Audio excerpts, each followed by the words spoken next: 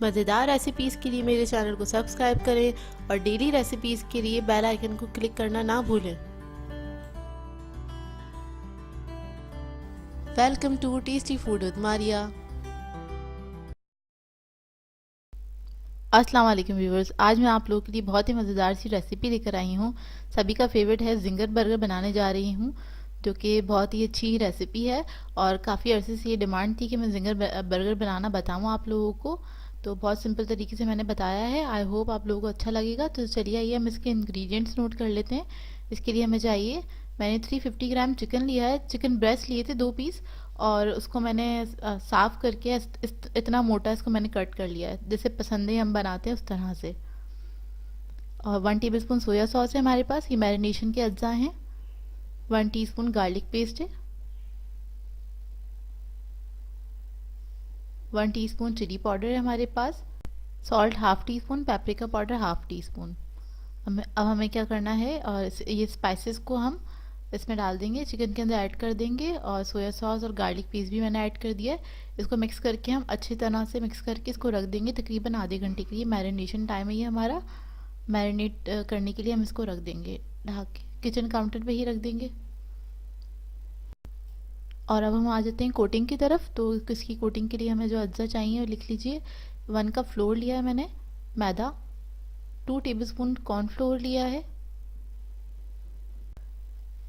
Garlic powder लिया मैंने half tea spoon. Ginger powder half tea spoon. 1 teaspoon baking powder. 1 teaspoon paprika powder है। Half tea spoon salt है। 1 teaspoon onion powder है। हम क्या करेंगे, अब इस तमाम अज्जा को हम मैदे के अंदर ऐड कर देंगे, इसमें डाल देंगे और इसको अच्छे से हम मिक्स करेंगे। बहुत अच्छे से मिक्स करके हम इसको रख देंगे। जब हम कोटिंग करेंगे तो इसको इस्तेमाल करेंगे। और इस मिक्सचर को आप बना के रख भी सकते हैं, इसको फ्रिज में बना के रख सकते हैं, स्टोर भी कर सकते हैं। आप ज़्यादा क्वांटिटी में बना सकते हैं, मैं कम क्वांटिटी में बना रही हूँ, तो इसको बना के आप स्टोर भी कर सकते हैं। ये रेडी हो गया, इसको हम साइड पे रख देंगे। अब हम आ जाते हैं इसके सैलेड के लिए। कोस्लो सैलेड बनाने जा रहे हैं हम। उसके लिए हमें 2 कप बंद गोभी चाहिए, उसे मैंने कट कर लिया था। 1 कप मैंने गाजर लिए, कैरेट, इसको मैंने जूलियन कट कर लिया है। 1 टेबल स्पून शुगर ली है। हाफ टी स्पून सॉल्ट है। Half tea spoon white paper है।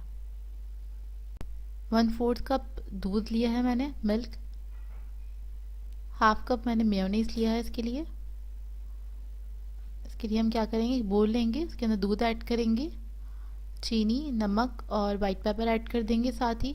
और साथ ही इसके अंदर मेयोनीज ऐड कर देंगे। इसको मिक्स कर लेंगे अच्छी तरह से। चीनी जो है हमारी डिसॉल्व हो जाए, इसको इतना मिक्स करना है और ये अच्छा थिक सा पेस्ट बन जाएगा।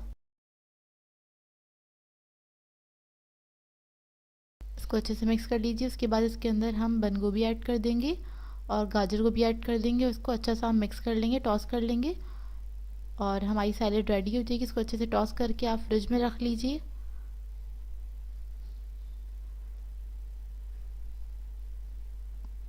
व्यूअर्स, आप लोगों को जब भी ये सैलेड बनानी हो, सर्व करनी हो, तो आप तकरीबन आधा घंटा पहले ही इसको मिक्स करें मेयोनीज वगैरह में। उसके बाद ही इसको आप सर्व करें। अगर पहले कर लेंगे तो ये बहुत ज़्यादा पानी छोड़ देती है, रनी हो जाती है।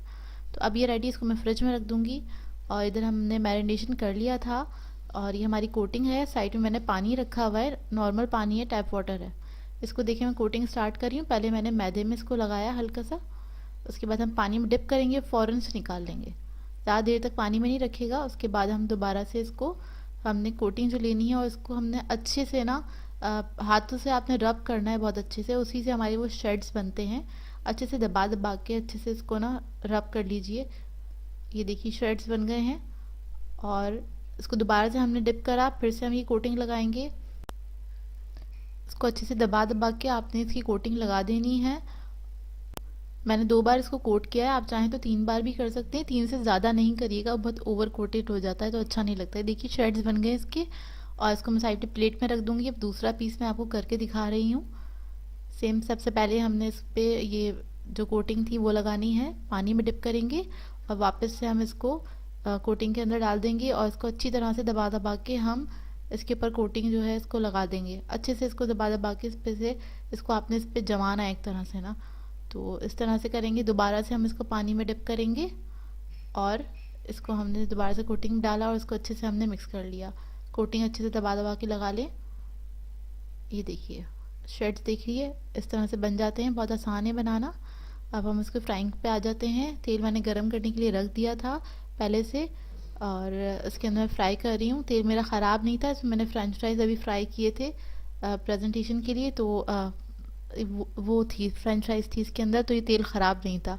तो पहले से गर्म हुआ तेल था, इसके अंदर मैंने डाल दिया। लो मीडियम फ्लेम है ऑयल की, ऑयल अच्छा गर्म होना चाहिए, और इसको हमने छेड़ना नहीं है बिल्कुल भी। डालने के बाद इसको आप थोड़ा सेट होने दें, कोटिंग थोड़ी अच्छी क्या कहते हैं फ्राई हो जाए, थोड़ा हार्ड हो जाए कोटिंग, उसके बाद ही हम इसको टच करेंगे। नहीं तो अगर आप पहले इसको टच करेंगे तो कोटिंग इसकी निकल जाएगी, इस बात का ख्याल रखिएगा।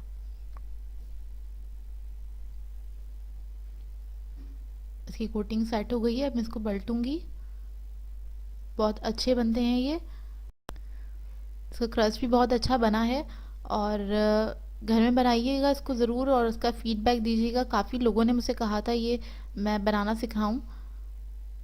बाज़ार से ज़्यादा अच्छे बनते हैं, टेस्टी होते हैं, आप अपने हिसाब से कर सकते हैं। और ये अच्छे गोल्डन फ्राई हो गए हैं, तो अब मैं इसको निकाल लूँगी। आप कोटिंग देखिए माशाल्लाह से बहुत अच्छी बनी है, इसकी कोटिंग बिल्कुल बाज़ार जैसी। तो आप देखें फ्राई हो गए हैं, अच्छे से गोल्डन हो गए, तो आप इसको निकाल लीजिए। इसको अब मैं निकाल रही हूँ, रेडी हो गए हैं। आप देखिए माशाल्लाह से कोटिंग कितनी अच्छी बनी है, करीब से दिखा रही हूँ आपको। ऊपर से क्रिस्पी है, अंदर से जूसी होंगे ये। अब हम इसको निकाल लेंगे सारे, उसके बाद आपको हम बर्गर को असेंबल करना बताएंगे। ये देखिए माशाल्लाह से क्रस्ट बहुत अच्छा बना है इसका। अब हम बर्गर असेंबल करते हैं। इसके लिए मैंने बर्गर बन्स लिए, नॉर्मली आपको मार्केट से मिल जाते हैं। और मेयोनीज लूँगी मैं। मेयोनीज मैंने इस तरह से इसके ऊपर डाल दिया है। रेस्टोरेंट में इसी तरह से सर्व किया जाता है, आप चाहें तो इसको नाइफ से अप्लाई कर सकते हैं, आपकी मर्ज़ी है। और ये मैंने चिकन का पीस इस पर रख दिया है, और चीज़ स्लाइस यूज़ कर रही हूँ। ये आपकी अपनी मर्ज़ी है, अगर आपको पसंद है तो इस्तेमाल कीजिएगा, नहीं पसंद तो आप इसको ना भी इस्तेमाल करें। चीज़ को गरम जिंगर के ऊपर ही रखें ताकि वो मेल्ट हो जाए थोड़ा थोड़ा। चीज़ के ऊपर अब मैं सैलड लीफ रख दूँगी।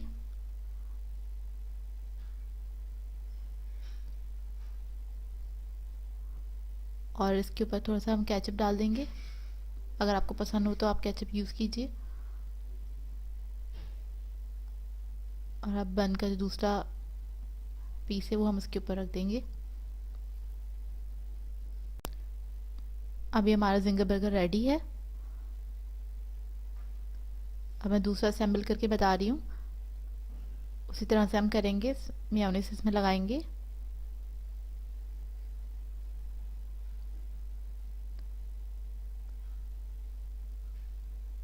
सैलड लीफ रखेंगे। उस बर्गर में मैंने ऊपर रखा था, इसमें मैं नीचे रख रही हूँ। रेस्टोरेंट में इस तरह सर्व होता है। आप इसका क्रस्ट देखें माशाल्लाह से कितना अच्छा बना है, और ये बहुत देर तक क्रिस्पी रहता है।